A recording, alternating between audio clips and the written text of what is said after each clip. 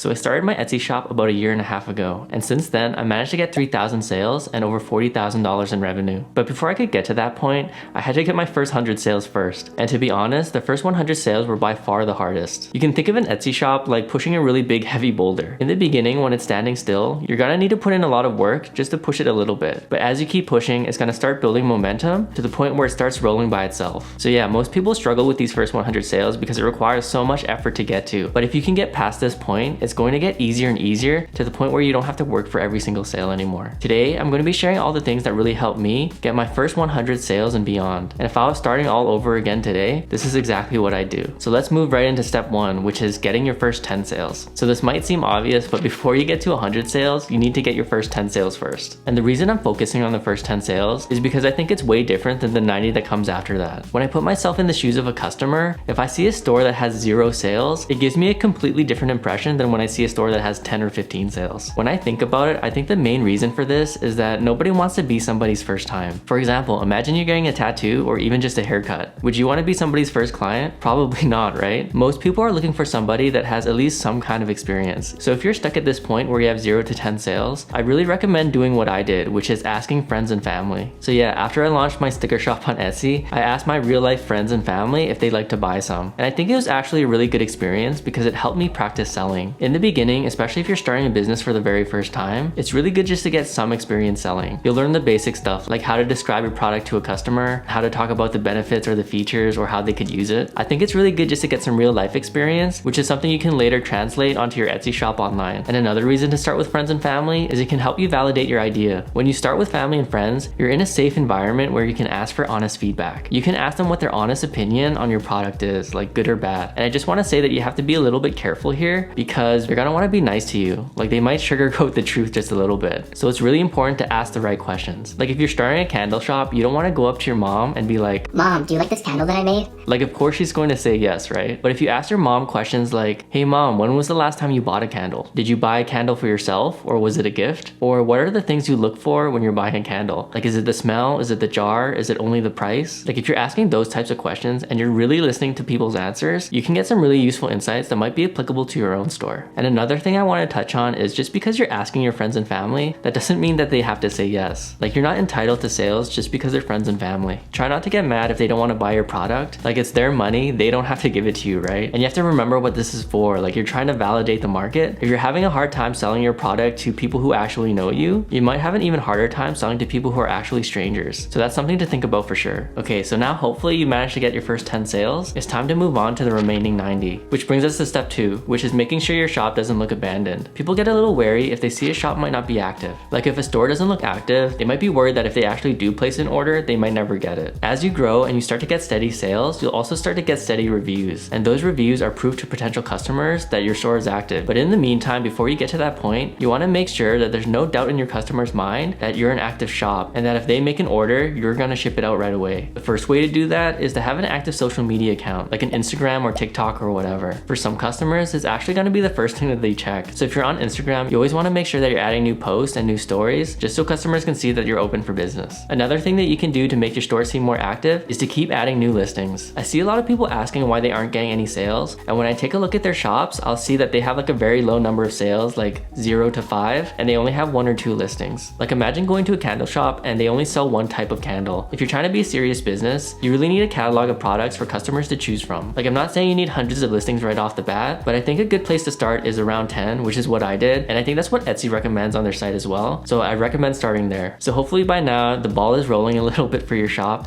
and you're getting some sales from strangers. The next step is to get reviews. I think an argument can be made that reviews are actually more important than sales when you're first starting out. Before people want to spend their hard-earned money, they want to see proof that other people have spent their money and have been happy with the results. So you really need to encourage reviews, and the first way to do that is review raffles. So I actually don't know if review raffles are technically allowed under Etsy's policies. Like if you read here under extortion, there's a section here that has examples of things that Etsy doesn't allow. A seller offers a buyer additional goods, services, or compensation in exchange for a positive review. But yeah, to me, I'm not a lawyer or anything like that. It says positive review there, and I was actually including people that gave me any type of review. So I'm not sure if what I actually did was extortion, but it's something you might want to look into if you're thinking of doing this. Pretty much what I did was include a card in every order that said if they left a review, they'd be entered into a raffle where they could win store credit. And I actually got a lot of reviews reviews this way. And I think it's a really effective way of building up your reviews, because say somebody leaves a review and then they win the store credit. It's very likely that after they use the store credit to buy more things, they're gonna leave even more reviews for the products that they bought. But yeah, this is not something I do anymore, but in the beginning, I felt like it really helped. The next thing you can do to encourage reviews is to give freebies. It's a little sad to say, but I think the majority of Etsy customers these days are expecting something free with their order. And I think the reason shops do this is because it really helps them get good reviews. If you're lucky and the cost of your goods is low, like if you're making stickers like me, like it doesn't cost much to give away free stickers at all. But say your cost of goods are higher, like you're making wood products or something like that, it might still make sense to give something small away for free. Like I said earlier, reviews are more important than sales. And I think it's okay, especially in the beginning, to make a little less money if you're building those reviews and you're building your reputation. Another thing you can do to encourage reviews is to go the extra mile when putting your orders together. I would really highly recommend packaging your order with care and attention. When somebody buys something from you and they get your package in the mail, that's really the first impression that they're getting from your company, and it's really important that you make it a positive one. So yeah, pick up some nice packaging materials and try to make it a good experience to open up your product. Another thing you can do is to add personal touches like handwritten notes and things like that. This is something that's not super scalable, but it's something that I still do today, which is just to write a little thank you note to every customer that I get. And I think it's just a good way to remind the customers that you're an actual person, right? Like you're a person that actually cares about their customers. But yeah, all of these things might seem small, but they really add up to a lot. They really add up to a good customer experience, and good customer experience eventually lead to good reviews. Moving on to step 4 is to focus on the product. Your product that you're making to sell is really more important than everything else. If you have a good product, I really believe that eventually the sales will come. And if you have a bad product, I think it's gonna be a struggle no matter what you do. So say a customer is searching for candles and your product shows up right beside a competitor's. Your store is new, say it has 20 sales and maybe 5 reviews, and a competitor has 1,000 sales and like 200 reviews. You need to give that customer a reason to buy your product over competitors, even though your store is newer and less established. And it really all comes down to product. So yeah, it goes all the way to the first point and listening to feedback. Like what are the vectors that make one candle better than another? Maybe it's the fragrances, maybe it's the jars, maybe it's the price, right? Can you improve on any of those things? Maybe you can improve by having really unique smells, like maybe it's cotton candy or something, and that person is looking for a sweet smelling candle. Or maybe somebody's looking for a really nice jar because they want to display it. But no matter what it is, you really need to do something that's better than the competition. Because if you're not, like say the products are exactly the same, why wouldn't the customer just shop with a more established store, right? But yeah, one thing that I always try to keep in mind when thinking about my product is the value. Like what value am I providing to my customers? Businesses are all about making money, right? And money is just a way to exchange value. So you really have to think about the value that you're providing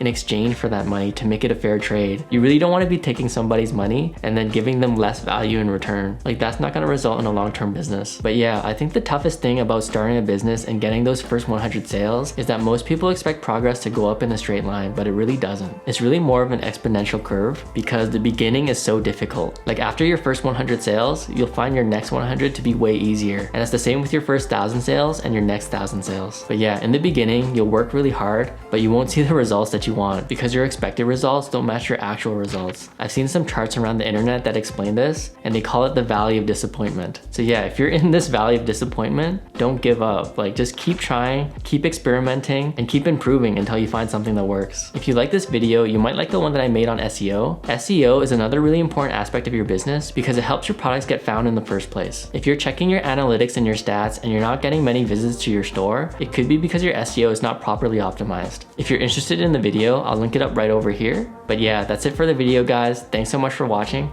I hope you found it useful, and I'll see you in the next one. Bye.